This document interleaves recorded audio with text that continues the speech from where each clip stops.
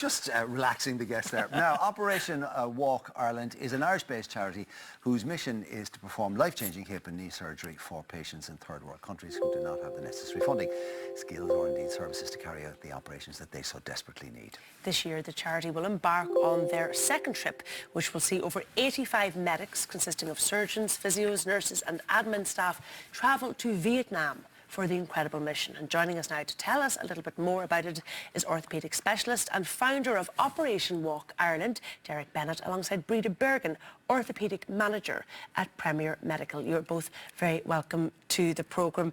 Breda, you went out last May, for the first time, out to Hanoi in Vietnam. That's right. Give us an idea of the type of cases that you saw out there, of the type of people who were looking for either hip or knee replacements. I think the first thing that struck me were there was a lot of young patients, There was one particular young patient. She was a 26-year-old lady, a mother, and due to her deformities and the chronic osteoarthritis that she had in her hip, she wasn't able to hold her baby. All she wished for with Operation Walk, that she would be able to go on and mind her baby. There was another gentleman that in years previous, he was in his 30s and was in a wheelchair. He had bilateral hip and bilateral knee the following year. But what it meant for him was he could get back into the workforce, provide for his family. He's married now, he's a young child, and he's one of the translators that we meet over there. So it's huge, huge effect. And would either of those two patients have been able to get access to this type of surgery had it not been for Operation Walk? Never. There's no such thing as a waiting list. They would never have their operations been done. So it's elective surgery over there, you have to pay for it? You'd have to pay for it. It'd probably take 3 years' salary to get a joint replaced over there. And Derek, you were saying to us just before we came on there that there is an ethnic predisposition to hip and joint problems there. Now, I mean, there's 90 odd million people in the country, but the levels of occurrence of the problem are way higher on a percentage or ratio basis than we would have in this country. Yes, some of the types of arthritis that we see are different to the kinds of arthritis we see at home. We certainly see much more severe arthritis than we see at home because there are not medical treatments available to treat the condition before it gets to the stage where the patient can no longer walk, can no longer work, earn his living, take care of his family. So we're seeing people at really extreme stages of arthritis. And occurring much younger. I mean, we associate that with a middle-aged and older problem. Yes, we do, but in Vietnam there are certain conditions which appear very frequently, which mean the patients get severe arthritis relatively younger in their lives. Part of the work we're doing is to try and investigate why osteonecrosis, for instance, is so much more common in Vietnam at a younger age than it is in the first world. Sorry, go ahead. This is a US initiative, Operation Walk. It was originally started there, and then you decided to introduce it in Ireland and start up an Operation Walk Ireland. So this is now an Irish charity, albeit started in the US originally. Yes, like everything else, it stems from human connections. So it was started over 20 years ago by a Los Angeles-based orthopaedic surgeon called Larry Dorr, who then spread it to various chapters in the US, and the Chicago chapter was tasked with making this international. And one of my friends is an orthopaedic surgeon in Chicago, and he invited me on an Operation Walk mission to Vietnam in 2012.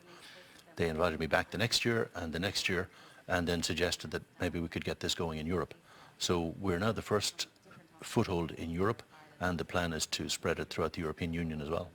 Yeah, the interesting thing about it, I mean, we all know Vietnam from the war and all the rest of it, and the country has been at war for 1,000 years, but particularly the 50s, 60s, 70s and 80s between the French and the Americans. But usually as a result of that, levels of medical expertise are quite high because of the awfulness of war.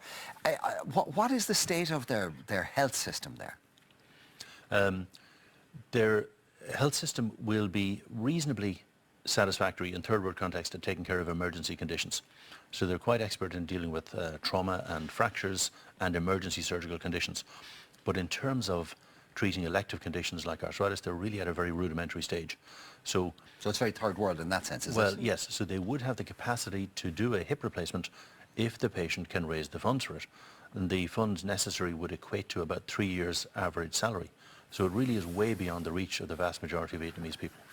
So logistically, what is involved in taking people over from Ireland? I mean, what has to be available to you over there? What resources do they have?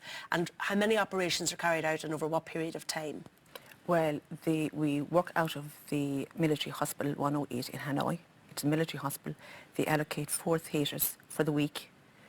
In that week, the surgeons here are paired off together, but with the surgeons from Vietnam, it's a teaching session. So it's a teaching, so you leave a legacy of teaching as well as performing these surgeries when we're out there.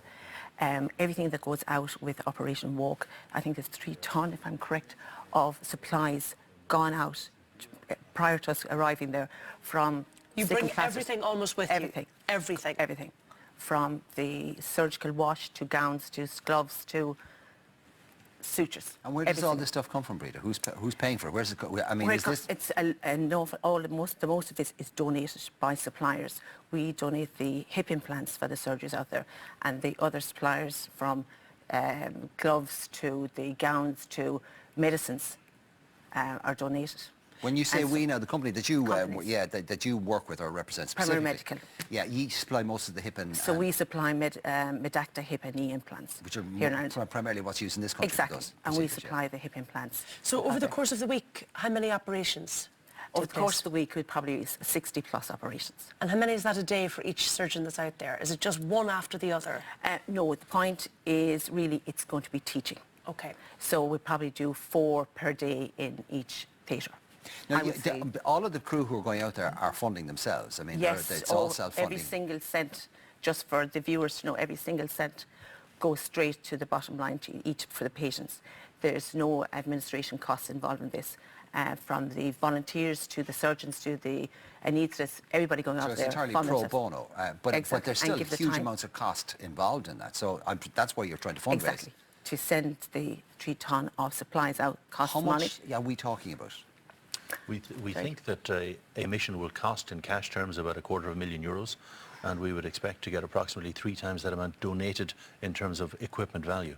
So but if we were to pay for all of this expertise to go out there, you'd be adding many multiples of that, wouldn't you? You probably would be looking at the better part of €1,000,000, but of course we don't have any staff cost at all because everyone volunteers their time. Okay. We really minimise the amount of cost for equipment because so much of it is donated by companies like Breda's. So it's quite an efficient organisation in that we really have no overheads in this country. Everyone who works at every level is a volunteer. Even the people who've been involved recently with the logistics, because our shipment just left last week, packing it and warehousing it is all done on a voluntary basis. Volunteers and repeat volunteers like you. So obviously if you do it once, that's it, you're tied in. Well, we're now building up quite a pool of staff who have been to Vietnam. We call them our Vietnam vets, and people who've done 1 or more missions. They're very valuable to us because they know what it's like on the ground. The logistics are unusual because we take things for granted in Western hospitals. We get a physical infrastructure, that we get a building, an ward and some operating theatres, but we really have to bring in every nut and bolt we need. We have running water, but we don't, for instance, have telephones, so we need to bring in our own communication system. Well, it might not be a bad thing in some sense. We may not like them, but we need them. Okay. Listen, if anybody is fascinated by this and are interested in whatever and they want to donate, how do they help? They go to a website, yes? Yes. They can look at the Operation Walk Ireland website and the Operation Walk Ireland Facebook page. Wonderful. OperationWalk.ie. Thank you so much Exactly. for joining us. Thank you. Wish you well with it. Now, still to come, we've got all the latest drama